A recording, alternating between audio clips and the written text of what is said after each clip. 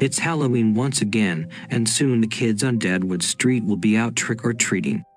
The night will be full of imagination and wonder as sweet treats are handed out. The old can be young again as they watch the little ones stagger around in costumes of fright and glorious splendor. Indeed, All Hallows' Eve is a night of spooky pleasure and merrymaking. It is believed that ghouls, ghosts, goblins, and demons can walk among the living on this day. Others think it's just a cacophony of lies that the department stores conjured up to sell candy. Don't be fooled by this absurd notion, my friends, for I tell you, it is the truth. While it is an evening where everyone can dress up and gather tasty treats, it is also a bustling night for the supernatural. In fact, for one lonely warlock named Aladar, this darkest of days is always his most immersive. His job was quite simple. Aladar was tasked by the Dark Elders to wisp away his magic here and there to allow an easy transition for the lost souls to walk freely. Aladar never faltered and delivered his magic freely with every passing year, but he longed for fun and maybe a bit of mischief. This year, he had a plan to break away from the never-ending gears of time and do something that he wanted to do. Deadwood Street, can you think of a better place to break free from the chaos? Neither could Aladar. When he arrived at the small dead-end suburban community in Ruby City, his inner self was screaming at all the juicy possibilities. He was wearing a purple hooded robe with a cowl that bathed his face in darkness. The only noticeable feature was his glowing yellow eyes. He was tall and lanky but walked with a defiant grace that was arrogantly beautiful. The street looked like any other in suburban America. Freshly mowed grass, neatly trimmed bushes, and Halloween decorations as far as the eye could see. Aladar laughed at the monotonous visage as he walked the perfectly swept sidewalks. Aladar came to a steadfast stop when he saw a young girl wearing a pink ballerina costume crying on the ground. Looking down upon her with judgmental eyes were two rambunctious teenagers dressed as skeletons. "Look at you," yelled Sue, one of the tormentors. "Yeah, don't you know it's Halloween? You're supposed to dress up in something scary," boasted Alice. In between sobs, Mary uttered, "And no you don't. I'm a pretty ballerina." "Ha ha ha," laughed Sue. "Why don't you put some blood on that outfit and you could be a Tiller ballerina instead?" I'm pretty just the way I am," cried Mary. Alice had heard enough. She reached down and grabbed Mary's pumpkin bucket full of candy and dumped it all over the ground. "That's all the candy you got so far? That's really pathetic." "Yeah," Sue chimed in. "Just look at our bounty." Sue and Alice held up two black trash bags filled to the brim with tasty treats. Mary's bottom lip quivered and another tear rolled down her soft cheek. "You don't even have enough for us to steal," snapped Alice. "Come on, let's go," Sue ordered. "I bet someone else has more candy we can steal." Before leaving, Alice kicked Mary in the stomach, causing her to gasp for air. Hand in hand, Sue and Alice giggled and trudged forward without a care in the world. They walked a few feet down the sidewalk and bumped into Aladar, who was watching the scene. "Hey, you big dumb jerk. Watch where you're going," Sue yelled. "Yeah, what's wrong with you?" Alice trailed off as she looked up at Aladar. Not believing her eyes, Alice nudged Sue with her elbow to look up. The only thing they could see was Aladar's yellow eyes burning like a fire pit in hell. They did not run away like cowards but found themselves frozen in place by fear. Using this distraction to his advantage, Aladar quickly waved his bony white fingers across the trash bags of candy to release a cloud of purple dust that sparkled in the moonlight. Aladar waited for a moment to allow the dust to work itself into the black bags. Then he casually stepped aside to let the girls walk by freely. "Thanks," yelled Alice in a sarcastic tone. Sue just giggled and walked on. Aladar walked over to Mary, who was still trying to catch her breath, and knelt down beside her. He waved his hands over her like a pianist playing a big concert, and soon her anguish disappeared. Mary could breathe once again and said, "Thank you," to the strange man. Before leaving, Aladdin noticed Mary's empty candy bucket and waved his hand once more. The bucket rumbled and overflowed with fresh candy, much to Mary's delight. The surrounding kids couldn't believe it either, and when they looked for him, Aladdin was nowhere to be seen. Not one for fanfare, Aladdin transported himself to a nearby roof so he could watch the upcoming chaos. Sue and Alice were off to the next house to collect more sweets, but the candy-filled garbage bags began to move before they could reach the door. Collectively, the girls dropped the plastic sacks. Something was in there. As the bags rocked back and forth, the wide-eyed teenage girls took a few steps back. The plastic sacks erupted like a bursting volcano, and candy flowed everywhere. Sue and Alice didn't know what to think. They were expecting a cat or maybe a Halloween toy to jump out, but there was nothing. Aside from the exploding trash bags, all was well. The girls laughed despite themselves and knelt to pick up their sugary sweets. Suddenly, a chocolate bar wrapped in foil contorted itself until it formed arms and legs. Then, a peanut butter cup split itself in two and chomped its way out of the orange wrapper like a set of chattering teeth. That wasn't all. The rest of the tasty treats followed suit as if under some magical spell. The candy was alive. Sue and Alice screamed and took off, running down the sidewalk. A green apple stood tall and extended razor blades that were placed deep within its core. A tiny roar could be heard as the apple tossed itself in the air. It flew straight and true until it hit Alice's head. She didn't know what hit her, and neither did Sue until she saw blood ooze from Alice's eyes. The poor girl fell face forward and died instantly. Sue cried out for help, but no one paid attention. They were, after all, the neighborhood bullies. Sue's attention was now on the army of candy marching towards her. Her first instinct was to run away, and that's precisely what she did. The deadly treats chased after her, and the other kids just laughed, thinking it was a practical joke. All the while, Aladdin sat with delicious wonder in his eyes. He was very proud of his handiwork. Not even the Grim Reaper himself could remove his triumphant smile. During this busy time of year, Aladdin rejoiced in his newfound freedom. A strange, squishy sound interrupted Aladdin's moment of clarity, and he rose to investigate. A few houses down, a young man was smashing pumpkins in his backyard with reckless abandon, making a mess of things. Aladdin thought this was a strange thing to do, especially on Halloween night. He moved closer for a better look. "Why can't I carve the perfect pumpkin?" "What?" the young man shouted. The man's clothes were covered in pumpkin seeds and pulp, and his face was filled with frustration. Aladdin watched the man stab another pumpkin through the back window like he was trying to murder it. A few minutes later, the man stormed out from the house and smashed the pumpkin on the ground. Another sticky mess for the goo pile. How barbaric, thought Aladdin. Pumpkins are a sacred relic and should be cherished for what they stand for. I cannot allow this massacre to continue.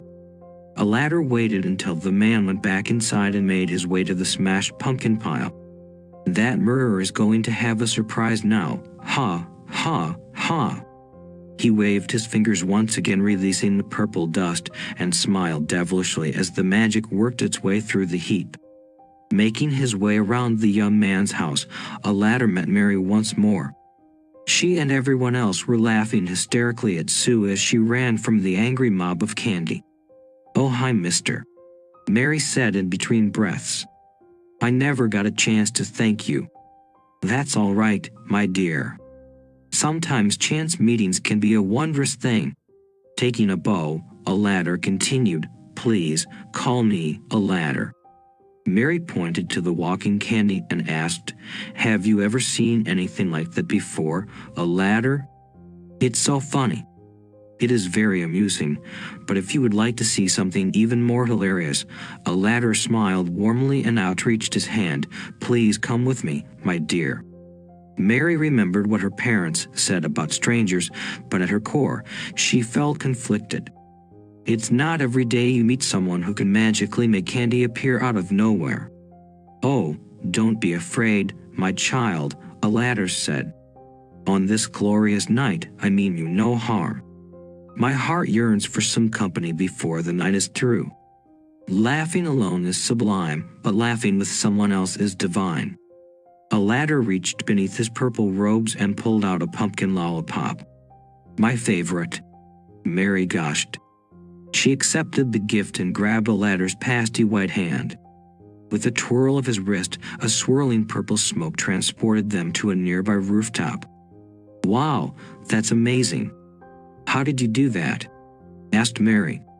Magic, my dear. On this night of nights, my powers usually keep me busy, but I've always yearned for excitement and fun. Why do you stay so busy? It's my job, you see, and sometimes you have to go against the curve. What do you mean? Mary asked, dumbfounded. The latter puckered his lips and whispered, Sure. Look over there. Pointing at the smashed pumpkin pile, he continued, It's about to begin. Mary's eyes flashed with excitement. The pumpkin pile shook, shifted, and quivered until it grew to an enormous size. It developed a triangle nose, cat-like eyes, and a sharp, jagged smile. The great pumpkin grew and grew until it was bigger than a house. It moaned as it breathed its first taste of fresh air. The young pumpkin smasher ran outside to see what was happening and came face to face with the great pumpkin. What the hell is going on here? He shouted. I smashed you to bits. The pumpkin's response was swift. Smash this. Its voice was low and threatening. The great pumpkin pounced in the air and smashed the man into a million tiny chunks. It rolled off the man in one fluid motion, leaving a massive crater in the ground that was filled with blood. Mary flinched, not expecting the carnage or the bloody stain on the pumpkin's skin. She turned to a ladder as the giant orange monster laughed heartily, making the ground vibrate. Oh no! Mary cried. That wasn't fun to watch. My dear child, how old are you? Questioned the ladder. Mary scrunched her lips and proclaimed, I'm 8 3/4. Very good. Then you are old enough to understand that retribution comes at a high price. You see, that man murdered several pumpkins by smashing them to bits. Now, he got what he deserved, ha ha ha. Mary did not cry, weep, or stutter. So, that candy-chasing Sue is real? Indeed. A punishment long overdue, I think. All the kids like to pick on me, sniffed Mary. They are all mean poop-eye heads, and I hate them all. A ladder directed Mary's attention to the pumpkin lollipop he had given her earlier. If you take one bite of this scrumptious treat, it will give you powers of your own. Then you can make them pay. Mary lifted her eyebrows and peeled back the clear wrapper. Without thinking, she took not one bite but 2. The lollipop was sweet and flowed down her throat with the greatest of ease. Her stomach tightened a few times and then gave way to a peaceful weightlessness. Mary held her hand up in the moonlight and twinkled her fingers. Light purple sparks flickered before her blue eyes. You see, my dear. Now you have the power, just like me. Oh ha ha oh ha. What should I do with it? Anything you want, my child. She thought for a moment and sent a wispy strand of purple smoke out towards the people in the street. The purple smoke was like a serpent that coiled itself around each person one at a time. Everyone shook like an earthquake, and their faces itched like they were having an allergic reaction to something. The itch was too much to handle. Everyone dug their fingernails into their flesh, scratching and clawing away at the skin until nothing remained but pumpkin heads. Every face had a different design, and a faint light could be seen within. The latter's face lit up like a firework. He was brimming with joy. That's very clever, my dear. Mary smiled ear to ear and replied, What would you do to them? Oh, my child. Shall I show you? Please, oh, please, will you? Begged Mary. Very well, I hate when people beg. Motioning towards the great pumpkin, Aladdin waved his hands like he was conducting an orchestra, and the monstrosity obeyed his commands. The great pumpkin growled ferociously as it rolled through the back of the house, smashing it to pieces. When it emerged in the front lawn, all the pumpkin heads turned to face their king. They did not know that a massacre was about to begin. The great pumpkin rolled and twisted itself through Deadwood Street, chasing down Mary's tormentors. The orange monster squished every person one by one, leaving nothing behind but bloody puddles. In fact, the great pumpkin grew bigger with every fresh kill, absorbing their energy. Some people ran into their homes, but that was a cowardly mistake. The great pumpkin crushed every house until it heard the squishy squashy sounds of a meat bag exploding beneath its massive weight. Mary and Aladdin's laughter could be heard throughout the entire street as the chaos ensued. It was a glorious night and one that would never be forgotten. A sudden scream broke through the elation and pierced Mary's ears. It was Sue, and she was still running away from the candy monsters. Sue's legs were heavy and numb, and as they betrayed her body, she fell to the pavement with a deafening thud, and soon the candy was upon her. Sue begged for her life, but it was no use. The candy was hungry and attacked her like a pack of hungry rats. The sweet treats ate away her flesh, leaving nothing but a pile of bones and a sticky red puddle. "Well, now, I thought that was rather entertaining," said Aladdin. Mary looked at him and held her finger to her lips. "Sure, I'm not finished with her yet." "Oh," uttered Aladdin. He watched Mary summon the great pumpkin, and it obeyed like a loyal lapdog. The sheer size of the monster was devastatingly enormous. The ground rumbled as it rolled down the street. The only thing in its path was Sue's gnawed bones, and it ran over her like the wrath of Satan himself. Her bones crunched and cracked, leaving nothing but dust blowing away in the midnight air. Mary smiled at Aladdin and said, "Now I'm finished." Aladdin took one last look at the destruction and said, "Finished. Oh, my dear sweet child, the night is still young. Our work is just beginning." Ha ha ha ha ha ha.